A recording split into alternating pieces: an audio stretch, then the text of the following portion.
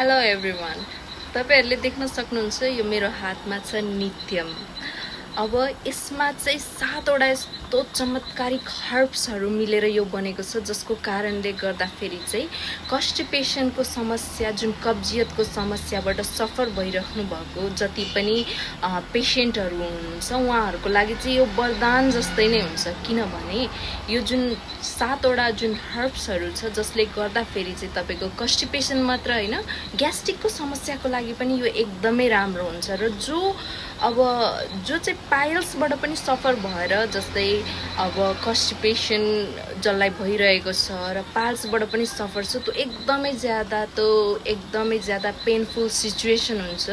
त्यो सिचुएसनबाट सफर भइराख्नु भएको छ भने चाहिँ, पीडित हुनुहुन्छ भने चाहिँ यो नित्यमको तपाईले प्रयोग गर्न सक्नुहुन्छ। अब जानुस् कि यो कसरी चाहिँ प्रयोग गर्ने, के हुन्छ यहाँ, यो भित्र के छ, जिज्ञासा जुन हुन्छ त्यसको लागि चाहिँ अब यो चाहिँ 7 वटा हर्ब्सबाट मिलेर बनेको कारणले गर्दा फेरि चाहिँ भित्र यो खोल्दा फेरि एकदम ग्रीन टाइप्सको पाउडर हुन्छ, जुन पाउडर चाहिँ बिहानको समयमा अथवा बेलुकाको समयमा हल्का मनतातो पानी तताएर चाहिँ 1 चम्ची अथवा बढी नै कन्स्टिपेसन छ भने 1 चम्ची, कम ठिकै छ भने चाहिँ आधा चम्ची त्यस पानीमा हालेर चाहिँ घोल्नुहोस् र घोलेर त्यसको सेवन गर्नुभयो भने चाहिँ तपाईले यो कन्स्टिपेसन लगायत ग्यास्ट्रिक लगायत अब पाइल्सको समस्याबाट पनि पीडित हुनुहुन्छ भने त्यसको लागि चाहिँ तपाईले तुरन्त राहत पाउन सक्नुहुन्छ।